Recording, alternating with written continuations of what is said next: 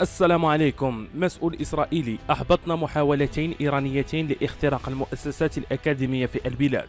إن لم تكن مشتركا في القناة فاشترك، وإذا كنت من المشتركين لا تنسى الإعجاب بهذا الفيديو. كشف مسؤول إسرائيلي بارز يوم الثلاثاء عن إحباط بلاده محاولتين إيرانيتين لاختراق المؤسسة الأكاديمية في البلاد.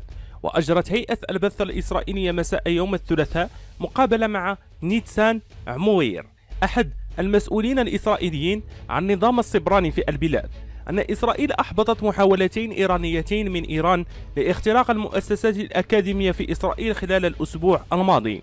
وفي وقت سابق من اليوم الثلاثاء وجهت إسرائيل اتهاما إلى إيران بمسؤوليتها عن هجوم إلكتروني تعرض له معهد التطبيقات والهندسة في حيفاء المعروف باسم التخنيون. ووفق ما نقله موقع النشر اللبناني، قالت وحدة السايبر الإسرائيلية إن إيران تقف وراء هجوم إلكتروني واسع على معهد التطبيق والهندسة في حيفا.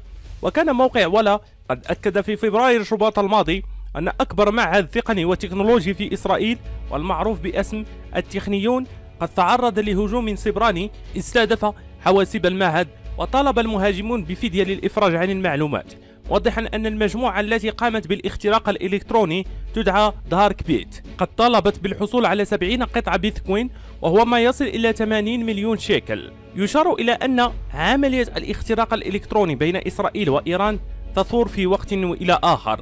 ففي يناير كانون الثاني من العام الماضي أفادت وسائل إعلام عبرية باختراق قراصنة إيرانيين مواقع إلكترونية لشركة سياحة إسرائيلية. في الأخير، إذا كنتم من المهتمين بهذا النوع من الأخبار لا تنسوا الاشتراك لتتوصلوا بالجديد، وشكرا.